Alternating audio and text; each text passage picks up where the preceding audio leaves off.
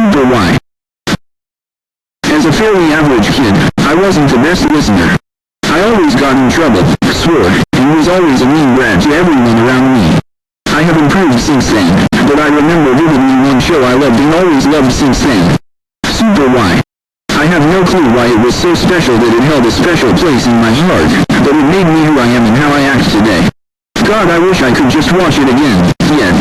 I had this vivid nightmare I had in my teenage years, when I started to mellow out and become more lighthearted. A recreation of the screen. It was not afternoon. I found myself within this weird, barn type of structure with a straw bed and oddly comfortable blankets. I got out of the bed and explored the property, and saw what my dream made were my parents. They were more similar to those stereotypical Western folk within movies out in the middle of nowhere. They were really sweet, and loved me a lot more than my step-parents ever did. Sure, they tried, but I'll always remember the folk in my dreams. Anyway, I searched around the actual house next door, and found a TV. It had specific reruns airing at that time, and it was airing Super Y. I grabbed some cereal and milk, and waited for it to arrive so I could watch the episode that was airing during that time. Eventually, it did arrive, and instead of the happy-go-lucky intro, it was the still black and blue screen, with the logo being in the inky black abyss. The text was also inky and black, yet so stiff and lifeless. However, I could see more text underneath the logo. It said, "Creativity's Extinction," which I knew it would be the name of the episode. It then cut to Wyatt's house, where Wyatt slept peacefully. His parents walked in, almost looking concerned. Mr. Beanstalk walked to Wyatt's bed, tapping on his head in order to wake him up. Wyatt awoke, almost immediately annoyed but slowly going back to having a sleepy look. He deliriously said, "WH.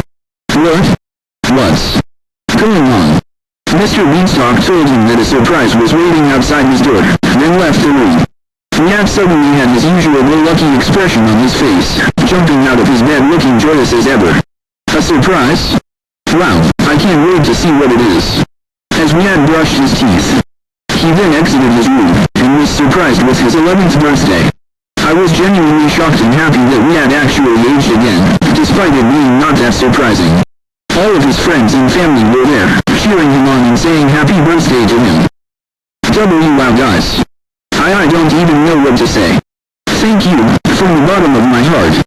Wyatt said, tears streaming down his face. Suddenly, he spotted something that caught his attention. He spotted a wall that was flickering, with it glitching heavily. All of the others were seemingly oblivious and only staring at him. He started to approach the wall, and then seemingly no-clipped into it. He looked around the area, and it looked like a run-down version of some sort of city. He wandered around, looking heavily confused. "Anyone here?" He said before noticing a pedestal which had this book on it. It only had one single word on it. Chronicle. He approached the book, not before noticing that something was beginning to emerge from one of the districts. Specifically the one in front of him. It has this masked version of Wyatt, with his limbs noticeably distorted and elongated. He had the mask of tragedy on, tears flowing from it like a waterfall, and he walked around in a circular motion towards the book. Not before it looked to face him. Wyatt was petrified, looking at this demonic and mangled visage of himself. He looked around for something to project himself, and found a kitchen knife on the ground. It was rusty, but if it could be a self-defense tool, it would be a self-defense tool. Stay back. I'm warning you," he said, his voice shaky. The entity soon approached him, unhinging its jaw. Its jaw soon snapped forward like a goblin shark, and ran towards Wyatt like a wild animal. He ran around the dumb thing, getting a few stabs in before he noticed the pedestal and turned to Super Y and went into the book. The entity looked at the book before seemingly rendering out of existence entirely. A recreation of him. Super Y feel the ground, landing on his face. He found himself in this black void, wandering around, looked scared and ruffled up. He started to tear up, and looked around for anyone else who wasn't here. Until suddenly, he saw someone. But I wasn't anyone I was expecting. A foreboding, distorted hello, Wyatt was heard, and Super Y looked to where the voice came from. And it came from Dash, one of the mascots for PBS, which was staring directly at him. His face was distorted beyond any recognition except for his nose. He has this gaping frown on his face, sharp teeth lying where they should be. He was also gray-scaled except for his red glowing eyes. He began to say these exact words. I haven't forgotten them for a long while, and was genuinely bone-chilling. I see, you've broken out of your loop. And you've managed to outsmart our little pet, as it may seem. We're impressed that you made it out this far. Tell me, why? Why what? Why did you not stay where you were? You didn't need to do any of that, or any of this. You're compromised by our defense system, which we made just to prevent anything to invade your show. But now, we have to reset you. Your entire timeline, you, as a whole. What do you mean replace? Are you replacing me? Something like that, and trust me. No one, not a single soul knows that you exist.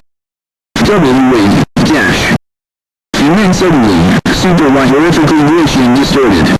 His model turning inside out before fading away. His screams echoed across the void, and eventually, in my head. I started to cry uncontrollably, until I woke up. I calmed down after realizing it was a dream, and thought it was odd, at the very least. Nowadays, I use it as a conversation tool and it works. I don't pull it out on very occasion, but holy hell does it work. One day, I was watching TV. Eventually, I went to the kitchen, wanting to get a snack as I watched some television, until I heard this staticky noise come from my room. I went upstairs to see what was going on, and when I entered my room, everything was stripped of all color, and when I stepped in, my body started to lose color and feeling. I was concerned, scared, even.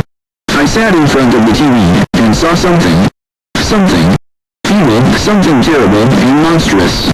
Something I'd never thought to see again. It was grayscaled, except for his red, glowing eyes. Hello, Erica. Categories.